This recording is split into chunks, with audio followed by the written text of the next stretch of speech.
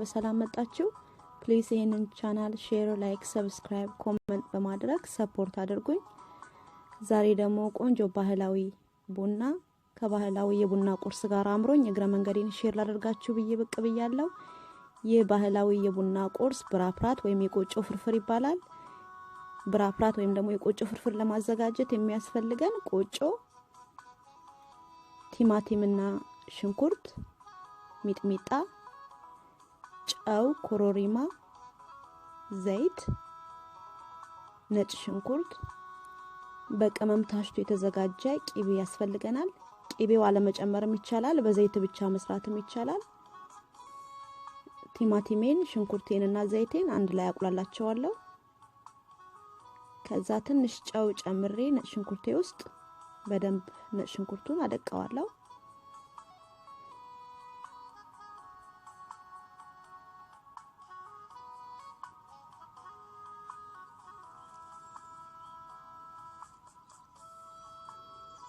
ቆጮን በእጄ በደንብ ፍርፍር አደርገዋለሁ እና ቆጮ በጣም ደረቅ መሆን አለበት፣ እርጥበት መኖር የለበትም።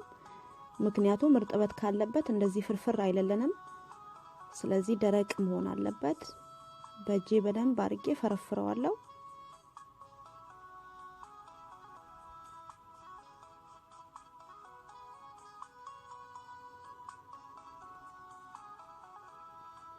መጥበሻዬን አግዬ ቆጮዬን ጨምራለሁ እና እንዳያያዝብኝ ቶሎ እጄ ሳያርፍ ቶሎ መቀላቀል አለብኝ። ይያያዛል። እጃችን ማረፍ የለበትም። ቶሎ መቀላቀል አለብን እና ይህ ባህላዊ ምግብ በጉራጌ ባህል የሚዘጋጀው በቂቤና በሚጥሚጣ ብቻ ነው። እኔ ግን ይሄንን ሁሉ ቆጮ የሚያርስ ቂቤ ስለሌለኝ ደግሞ ዘይት ወይም ደግሞ ውሃ ዝም ብዬ ከመጨመር በቁሌት መልኩ ሽንኩርትና ቲማቲም ጨምሬ ነው ማዘጋጀው። በጣም ነው ደግሞ የሚጣፍጠው።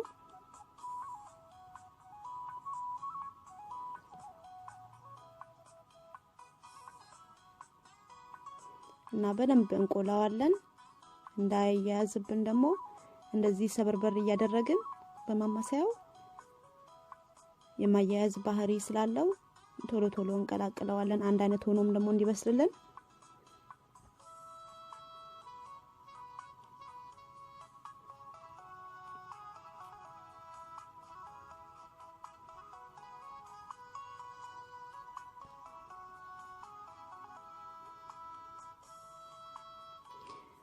እነዚህ ከበሰለልን በኋላ መብሰሉ ደግሞ የሚታወቀው ቆጮውን እንደዚህ በእጃችን እሽት ስናደርገው ቆጮ እጃችን ላይ ይጠቀለላል። ያኔ በሰለ ማለት ነው።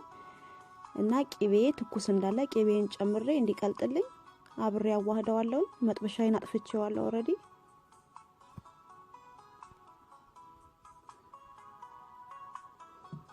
ሚጥሚጣዬንም እንዳስፈላጊነቱ ጨምራለሁ።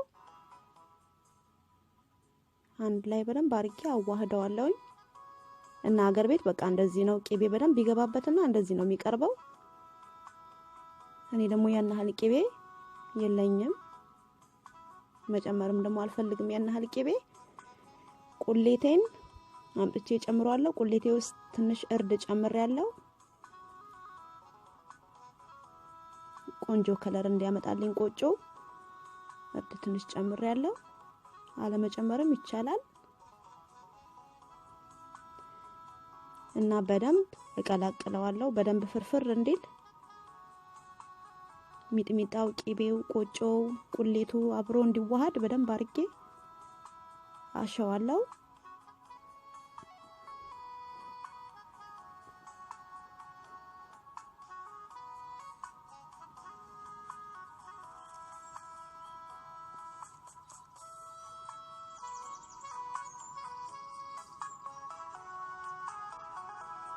በደንብ ካሸውት በኋላ አንድ 15 ደቂቃ ከድኜ አስቀምጠዋለሁ መጠጥ እንዲል። እንግዲህ ከ15 ደቂቃ በኋላ ይሄንን ይመስላል። በደንብ ፍርፍር ብሎ ሽታው ልዩ ነበረ፣ ጣዕሙም በጣም ልዩ ነበረ።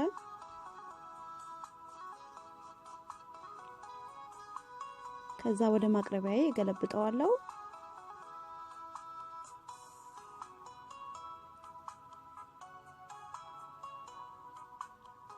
ይሄንን ይመስላል እንግዲህ በደንብ ፍርፍር ያለ ቆንጆ ብራፕራት ወይም ደግሞ የቆጮ ፍርፍር። ቡናዬን ደግሞ ጎዝጉዣለሁኝ። ባህላዊ ቡና ነው ማፈላው ብያቸዋለሁ። አንዳንዴ እንደዚህ ራስን መምሰል ያው ደስ ይለኛል፣ እኔ ያዝናናኛል በበኩሌ።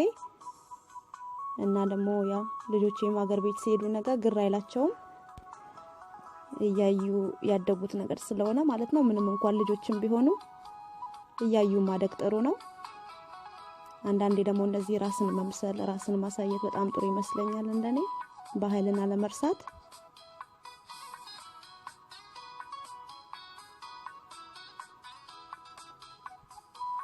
እና ከቤተሰቦቼ ጋር በጣም ጥሩ ጊዜ ነበረኝ፣ ከባለቤቴ፣ ከልጆቼ፣ ከወንድሜ ጋር። ጨው ነው የጨመርኩት አሁን። ጨው ቡና ውስጥ እንግዲህ ለለመደው ሰው በጣም ነው የሚጣፍጠው። ቄቤንም ደግሞ ውስጥ ጨምራለሁ። ውስጥ የምጨምረው አንድ አይነት ቡናው አንድ አይነት እንዲሆንልኝ ነው እንጂ ከውጪ ማርገን መጠቀም እንችላለን። ግን ያው በጉራጌ ባህል ውስጥ ስለሆነ የሚገባው እኔም ደግሞ ውስጥ ጨምራለሁ። እንደዛ ነው እኔ የምወደው። ቡናውም ደግሞ አንድ አይነት ሆኖ እንዲወጣ ያደርገዋል ውስጥ መጨመሩ።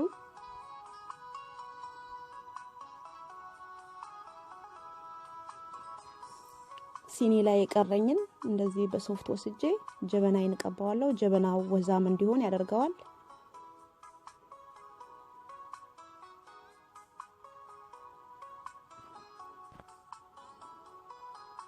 እና ይሄንን ይመስላል።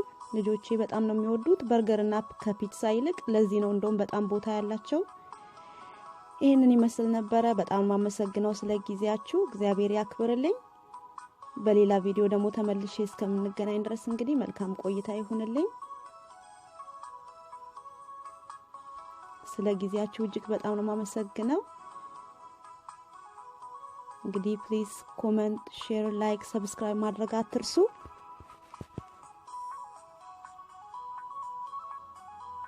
በሚቀጥለው ቪዲዮ ደግሞ እስከምንገናኝ ድረስ መልካም ቆይታ